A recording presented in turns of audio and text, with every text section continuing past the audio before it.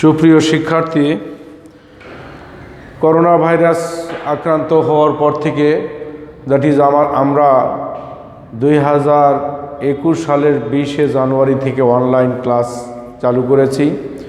আমি এই ষষ্ঠ অধ্যায় রাষ্ট্র নাগরিকতা ও আইন এই বিষয়ের উপরে ইতিপূর্বে একটি ক্লাস নিয়েছি।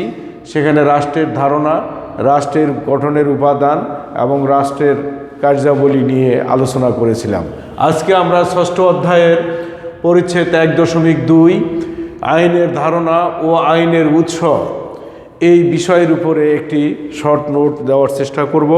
শিক্ষার্থীবৃন্দু, তোমরা কাগজ কলম নিয়ে যথাসময়ে উপস্থিত থাকো এবং আমার এই অনলাইন ক্লাস প্রত্যক্ষ করে এই অধ্যায়ের সম্ভাব্য প্রশ্নের উত্তরগুলো তোমরা ঠিক করে নেবে বলে আমি আশা করি। প্রথমত, আইন বলতে আমরা কি বুঝি বা আইনের ধারণা কি? প্রথমত, আইনের ধারণা কি? আইন বলতে আমরা কি বুঝি? আইন বলতে সাধারণত আমরা বুঝি সামাজিকভাবে স্বীকৃত লিখিত ও অলিখিত বিধিবিধান বা রীতিনীতি, যে রীতিনীতি সমাজের সকল স্তরের মানুষ মানতে বাধ্য, সেই ধরনের রীতিনীতির সমষ্টি হল আইন। রাষ্ট্রবিজ্ঞ আবার অনেকে বলেন যে আইন শৃঙ্খলা বা নিয়ন্ত্রণ করে মানুষের আচরণ নিয়ন্ত্রণ করার জন্য সমাজে প্রতিষ্ঠিত বা রাষ্ট্র কর্তৃক দেয় যে নিয়ম কানুন বা রীতিনীতি বা বিধান রয়েছে তাই হলো আইন। এই অর্থে আইন মূলত দুই ধরনের হতে পারে, একটি হলো সামাজিক আইন আর একটি হলো রাষ্ট্রীয় আইন। সামাজিক আইন সামাজিক জীবনে যে সকল বিধিবিধান রীতিনীতি মানুষ মেনে চলতে বাধ্য সেগুলি হলো সামাজিক আইন। অর্থাৎ সমাজপতিদের দ্বারা যে সমস্ত বিধিবিধান বা আচার আচরণ আরোপিত হয় এবং সমাজের সকল স্তরের মানুষ সেই বিধিবিধান আচরণ মেনে চলে, সেটাই হলো সামাজিক আইন। এরপরে আছে রাষ্ট্রীয় কাঠামো, বিভিন্ন জাতীয় নীতিমালা পরিপ্রেক্ষিতে এবং মানুষের আচরণ নিয়ন্ত্রণ করতে কিংবা সমাজে সৃষ্ট বিভিন্ন সমস্যা প্রতিরোধে সার্বজনীনভাবে সরকার কর্তৃক গৃহীত বিভিন্ন আদেশ নির্দেশীয় আইন নামে পরিগণিত। বিভিন্ন রাজনৈতিক তথ্যবিদ ও আইন বিশারদগণ আইনের বিভিন্ন সংজ্ঞা প্রদান করেছেন। এই বিভিন্ন রাষ্ট্রবিজ্ঞানীগণ বিভিন্নভাবে আইনের সংজ্ঞা প্রদান করেছেন। টি.এইচ. গ্রিন বলেন, রাষ্ট্র কর্তৃক আরোপিত অধিকার বা বাধ্যবাধকতা সমূহই আইন। তাহলে টি.এইচ. গ্রিন কি বলেছেন? যে রাষ্ট্র কর্তৃক আরোপিত অধিকার এবং বাধ্যবাধকতা সমূহই আইন। অপরদিকে অধ্যাপক হল্যান্ডের মতে আইন হচ্ছে মানুষের বাহ্যিক আচরণ নিয়ন্ত্রণের কতকগুলো সাধারণ নিয়ম, যা সার্বভৌম রাজনৈতিক শক্তি কর্তৃক প্রণীত হয়। আইনের একটি উৎকৃষ্ট সংজ্ঞা প্রদান করেছেন উডো উইলসন। তিনি বলেন, আইন হলো সমাজের সেই সকল প্রতিষ্ঠিত প্রথা ও রীতিনীতি যেগুলো সমাজ ও রাষ্ট্র কর্তৃক স্বীকৃত এবং যা সরকারের অধিকার ও ক্ষমতার দ্বারা বলবৎ করা হয়, তাকেই বলা হয় আইন। অর্থাৎ রাষ্ট্রবিজ্ঞানী উডো উইলসন যে সংজ্ঞাটি দিয়েছেন সেখানে আইন মানুষের আচার আচরণ কথা বলা হয়েছে, সমাজ ও রাষ্ট্র কর্তৃক স্বীকৃতির কথা বলা হয়েছে, যা সরকার কর্তৃক সরকারের অধিকার এবং ক্ষমতার দ্বারা প্রতিষ্ঠিত হয়। সুতরাং এই সংজ্ঞাটি সর্বজনীন গৃহীত। এখন প্রশ্ন হলো, সুতরাং সমাজ ও রাষ্ট্র কর্তৃক স্বীকৃত এবং মানুষের সামাজিক কল্যাণের জন্য গৃহীত সুনির্দিষ্ট নিয়মের সমষ্টিকে আইন বলে। তাহলে আমরা আইনের সুস্পষ্ট একটি সংজ্ঞা দিতে পারি যে সমাজ ও রাষ্ট্র কর্তৃক স্বীকৃত এবং মানুষের সামাজিক কল্যাণের জন্য গৃহীত সুনির্দিষ্ট নিয়মের সমষ্টিকেই আইন বলে। এরপরে আমরা আসি আইনের বৈশিষ্ট্য। সুপ্রিয় শিক্ষার্থী, আইনের বৈশিষ্ট্য 5টি আমরা দেখতে পাই। 1, আইন মানুষকে বাহ্যিক আচরণ ও আচার ও আচরণ করতে বাধ্য করে। আইনের প্রধান বৈশিষ্ট্য হল আইন মানুষের বাহ্যিক আচার আচরণ সঠিক রাখতে বাধ্য করে। 2, আইন সার্বজনীন ও রাষ্ট্র কর্তৃক স্বীকৃত। আইন কোনো ব্যক্তি তৈরি করতে পারে না, কিংবা কোনো সাধারণ মানুষ একজন মানুষ তার নিজের জন্য আইন তৈরি করতে পারে না। আইন তৈরি করে কে সার্বজনীনভাবে তৈরি হয়, যেটা রাষ্ট্র কর্তৃক বা সমাজ কর্তৃক স্বীকৃত হয়। 3 নম্বর, আইন আদেশ বা নিষেধ। আইন হলো আদেশ বা নিষেধ যা সকলে মান্য করতে বাধ্য। আইনটা এমনই বিষয় যে যা সকলে, এমন একটা আদেশ বা নিষেধ যা সকলেই সেটা মানতে বাধ্য। 4 নম্বর হলো আইন রাষ্ট্র কর্তৃক স্বীকৃত ও আরোপিত। আইন কে তৈরি করতে পারে? তুমি আমি, কোনো ব্যক্তি বা কোনো প্রতিষ্ঠান কখনো আইন তৈরি করতে পারে না। আইন তৈরি করতে পারে একমাত্র রাষ্ট্র। আগে সমাজ তার সুশাসনের জন্য আইন তৈরি করত, কিন্তু এখন সমাজও সেই আইন তৈরি করে না, এখন তৈরি করে রাষ্ট্র বা সরকার, গণতান্ত্রিকভাবে যারা নির্বাচিত তারাই। আধুনিক আইনসভা হলো আইনের প্রধান উৎস, সেখান থেকেই তারা আইন তৈরি করে। এরপর আমরা 5 নম্বরে দেখতে পাই যে আইন সমাজে প্রচলিত প্রথা ও রীতিনীতি। এটা কিন্তু সমাজের প্রচলিত প্রথা, দীর্ঘদিন আমরা আমাদের স্বভাব দ্বারা পরিচালিত হয়েছি, আমরা মান্য করে আসছি। সমাজে সেই প্রথাগুলো যদি আমরা ভেঙে দেই তাহলে আইন কখনো ঠিক থাকে না। সুপ্রিয় শিক্ষার্থী, এরপরে আমরা দেখে নেব আইনের উৎস। আইনের উৎস তাহলে 6টি উৎস। আধুনিককালে আইন সাধারণত এই 6টা জায়গা থেকে আমরা পেয়ে থাকি। 1 নম্বর হলো প্রথা।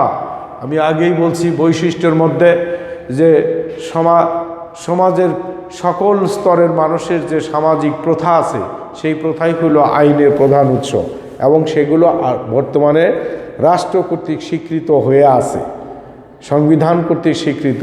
সামাজিকভাবে প্রত্যেকটা মানুষ কোনো না কোনো প্রথায় বিশ্বাসী বা কোনো না কোনো প্রথার অনুসারী। সেই প্রথাসমূহ আইনের অংশ বা উৎস। এরপরে ধর্ম মানুষের জীবনের শান্তি স্থাপন করে। ধর্ম মানুষকে হৃদয়ের পরিচ্ছন্নতা দূর করে।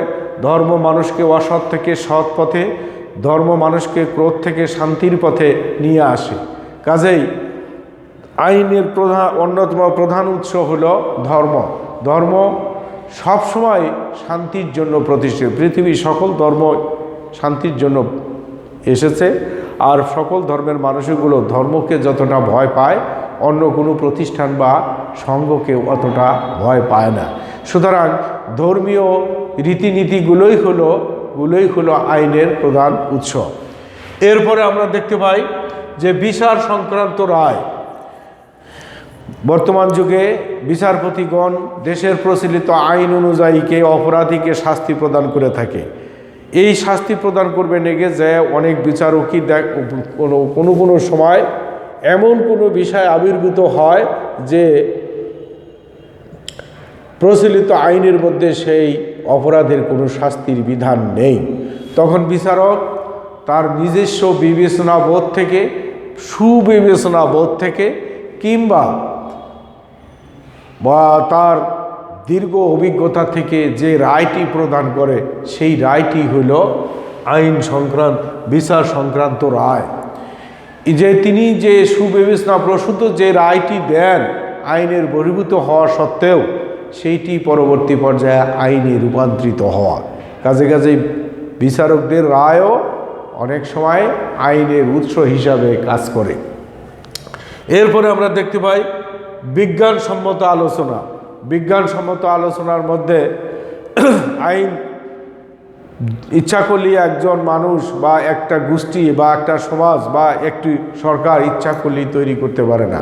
আইন তৈরি করার জন্য অনেক পরীক্ষা নিরীক্ষা, বিজ্ঞান ভিত্তিক পরীক্ষা নিরীক্ষার প্রয়োজন হয়, এবং বিজ্ঞান ভিত্তিক পরীক্ষা নিরীক্ষার মাধ্যমে সকল স্তরের মানুষ একত্রিত হয়ে জনগণের ভোটে নির্বাচিত জনপ্রতিনিধিরা একত্রিত হয়ে তার বিভিন্ন প্রকার ব্যাখ্যা বিশ্লেষণ করে তারপরে সমাজে প্রতিষ্ঠিত করা হয় বা সেটা আইনের স্বীকৃতি দেওয়া হয় এবং আইন পাশ করা হয়। লাস্ট যে স্তরটি আমরা দেখতে পারি পরবর্তী পর্যায়ে ন্যায়বোধ। বিচার কার্য সংগঠন করবে গিয়ে অনেক সময় আইন বহির্ভূত জিনিস তার সামনে এসে হাজির হয়, তখন বিচারক তার ন্যায়বোধ থেকে প্রত্যেক মানুষই কিছু কিছু ন্যায় প্রত্যেক মানুষের মধ্যেই কিছু না কিছু ন্যায়বোধ আছে। সেই ন্যায়বোধ অন্যায় কাজ থেকে তাকে নিবৃত্ত করে এবং অন্যকে তার ন্যায়বোধ দ্বারা অন্যকে অন্যায় কাজ থেকে নিবৃত্তি করার কৌশল বা নিবৃত্তি করার জন্য আহ্বান জানায়। এই ন্যায়বোধটাই হলো আইনের অন্যতম প্রধান উৎস। এরপরে আধুনিককালে সবচেয়ে বড়, সবচেয়ে বিস্তৃত, সবচেয়ে প্রতিষ্ঠিত আইনের উৎস হলো আধুনিককালে আইনসভা। বাংলাদেশেও এমন একটি আইনসভা আছে। সুপ্রিয় শিক্ষার্থী, সেই আইনসভাটির নাম হলো বাংলাদেশ জাতীয় সংসদ। এই জাতীয় সংসদে 300 জন আসন জনগণের ভোটে নির্বাচিত হন এবং এরপরে 50 জন সংরক্ষিত নারী আসন নিয়ে 350 জন পার্লামেন্ট সদস্য নিয়ে এই আইনসভা গঠিত, যেখানে সরকারি দল বা বিজয়ী দল এই দলের নেতা হলেন সংসদ নেতা এবং পরাজিত বা অল্প অপেক্ষাকৃত কম আসনপ্রাপ্ত দলটি হলো বিরোধী দলীয় নেতা এবং একজন স্পিকার। এগুলো নিয়ে জাতীয় সংসদ গঠিত হয় বা আইনসভা গঠিত হয়। আইনসভা দেশের চাহিদা অনুযায়ী, দেশের জনগণের চাহিদা অনুযায়ী এবং কাঙ্ক্ষিত আকাঙ্ক্ষা অনুযায়ী দেশের সুশাসন প্রতিষ্ঠার লক্ষ্যে এই প্রয়োজন অনুযায়ী তারা আইন তৈরি করে, নানা দিক বিবেচনা করে নানাভাবে এইটা বিশ্লেষণ করে তারা আইন তৈরি করে। আধুনিক রাষ্ট্রসমূহে, আধুনিক সকল গণতান্ত্রিক রাষ্ট্রে আইনের প্রধান উৎস হলো আইনসভা। বর্তমানে অন্যান্য জিনিসগুলোর চাইতে এই আইনসভাই হলো আইনের প্রধান উৎস। সুপ্রিয় শিক্ষার্থী, এরপরে আমরা আসব আইনের প্রয়োজনীয়তা। আইনের প্রয়োজনীয়তার মধ্যে আমরা প্রথমে দেখতে পাই সুষ্ঠু জীবনযাপনের জন্য। সুষ্ঠু জীবনযাপনের জন্য আইন একটি গুরুত্বপূর্ণ। প্রত্যেকটা মানুষের জীবন সুষ্ঠুভাবে সুন্দরভাবে পরিচালিত করার জন্য কতগুলো বিধিবিধান থাকা উচিত, সুতরাং সেই বিধিবিধানই হলো আইন। এরপর আছে নিরাপত্তা ও শান্তি শৃঙ্খলা। প্রত্যেক মানুষের জীবনই চায় নিরাপত্তা এবং শান্তি শৃঙ্খলা, শান্তিতে বসবাস করতে চায়। এই নিরাপত্তা ও শান্তি শৃঙ্খলার জন্য প্রয়োজন হয় আইন। এটার জন্যই প্রয়োজন হয় হলো আইন। কাজে আইন মানুষের জীবনে নিরাপত্তা দিতে পারে এবং শান্তি শৃঙ্খলা দিতে পারে। 3 নম্বরে বলে সুশাসনের জন্য আইন। এখন বিচারক সুশাসনটা কিভাবে করবেন যদি আইন না থাকে? আইনের ধারা অনুযায়ী বিচারক তার রায় প্রদান করে অপরাধীকে শাস্তি প্রদান করে থাকেন। সুতরাং বিচার কার্য সুষ্ঠুভাবে পরিচালনার জন্য আইন অত্যন্ত প্রয়োজনীয়। এরপর আসে স্বেচ্ছাচারিতা বা অহমিকা বন্ধ করে। ব্যক্তির স্বেচ্ছাচারিতা, এখানে স্বেচ্ছাচারিতা বলছে ব্যক্তির অনাকাঙ্ক্ষিত স্বেচ্ছাচারিতা বা অহমিকার দ্বারা সে অপরের স্বাভাবিক কাজকর্মে বাধার সৃষ্টি করতে পারে বা বিঘ্ন করতে পারে। এই ধরনের স্বেচ্ছাচারিতাকে বন্ধ করে কে? কোনো ব্যক্তি লাঠি নিয়ে এসে বন্ধ করে না, তা না, আইন সেখানে তার সামনে ঢাল হয়ে দাঁড়ায়। সুতরাং ব্যক্তির স্বেচ্ছাচারিতা এবং অহমিকা বন্ধ করে থাকে। এরপরে হলো আইন হলো সাম্যতা প্রতিষ্ঠা করে। ধনী গরিব, ফকির মেসকিন, রাজা বাদশাহ সকলের জন্য আইন একই। ধর্ম বর্ণ সব মানুষের জন্য আইন একই। মন্ত্রীর পোলা খুন করলেও যে শাস্তি হবে, আবার একজন ফকিরের ছেলে খুন করলে একই শাস্তি হবে।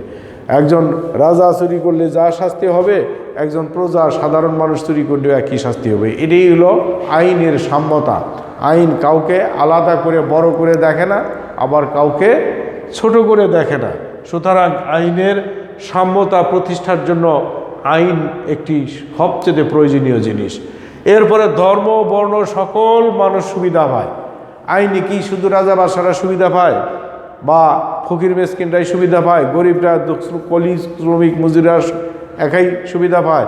আইনের সুবিধা আমরা সকলেই পেয়ে থাকি। এই যে তোমার শ্রেণীকক্ষে তোমরা আছো, এখানে যদি আইন না থাকলেও তাহলে বিশৃঙ্খলার সৃষ্টি হইতো, একজন আর একজনের আঘাত করতা, বিশৃঙ্খলা হইতো, ক্লাস নেওয়া যেত না। এগুলা এই আইন থাকার কারণেই কিন্তু তোমরা চুপচাপ বসে আছো। এইটা হলো আইনের সুবিধা সবাই প্রাপ্য হয়। খেলার মাঠেও একই অবস্থা।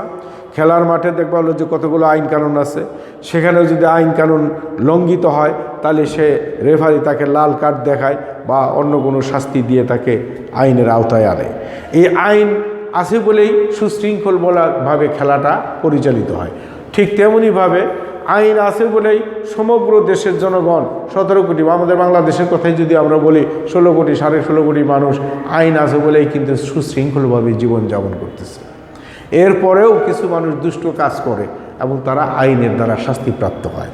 সুতরাং আর বেশিরভাগ মানুষই আইনের ভয়ে সুশৃঙ্খলভাবে জীবনযাপন করে, যার জন্য আইনের সুবিধাটা আমরা পেয়ে থাকি। সুপ্রিয় শিক্ষার্থীবৃন্দু, এরপরে আসে হলো ব্যক্তির অপস্বাধীনতা রোধ করে। যদি আইন না থাকতো তাহলে গায়ে যার শক্তি আছে, সেই প্রাচীন যুগের রাজা বাদশারা যেমন জোর যার জুলুম তার, জোর যার মুল্লুক তার করে নিত। এক রাজা আর এক রাজ্যের রাজ্য কেড়ে নিত। শক্তি আছে, সামর্থ্য আছে, সে কেড়ে নিত। এবং কোনো ব্যক্তি যদি যার গায়ে শক্তি বেশি আছে বা যার আছে, সেই এইটা করতে পারত। কিন্তু এখন কি এটা আছে? নাই। কি কারণে নেই? কারণ এখানে গোটা বিশ্বই, তাই বিশ্বের সকল রাষ্ট্রই আইন দ্বারা নিয়ন্ত্রিত হচ্ছে, আইন দ্বারা প্রতিষ্ঠিত হচ্ছে। সুতরাং এইটা করার কোনো সুযোগ নাই।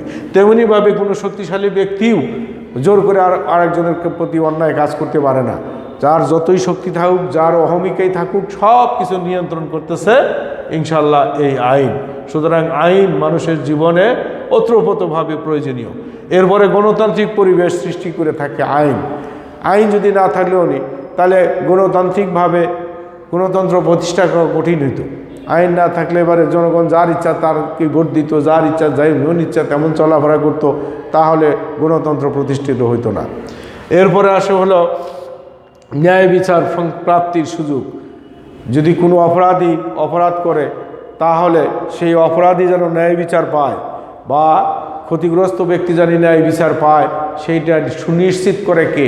সুনিশ্চিত করে হলো আইন। আইন একমাত্র জিনিস যেটা সকলকে সুনিশ্চিত করে দেয়। এরপরে আইনের শাসন প্রতিষ্ঠা করা। আইনের শাসন তখনই, আইনই যদি না থাকে তাহলে আইনের শাসন প্রতিষ্ঠিত হবে কীভাবে? সুতরাং আইন হলো এমনই একটি জিনিস যে সমাজ ও রাষ্ট্রীয় জীবন যাপন মানুষের সুন্দর, কল্যাণময় ও সুশৃঙ্খল করে তোলে। কাজেই মানুষের জীবনযাপন, সুষ্ঠু জীবনযাপনের জন্য সবচেয়ে গুরুত্বপূর্ণ জিনিস হল আইন। সুপ্রিয় শিক্ষার্থী, তাহলে আমরা এই অধ্যায় আমাদের বাংলাদেশ চ্যাপ্টার থেকেও আমরা একই বিষয়টি আনতে পারি যে বাংলাদেশের তথ্য অধিকার আইন, এটা সম্পর্কে একটু বলেই আজকের ক্লাসটা আমি শেষ করব।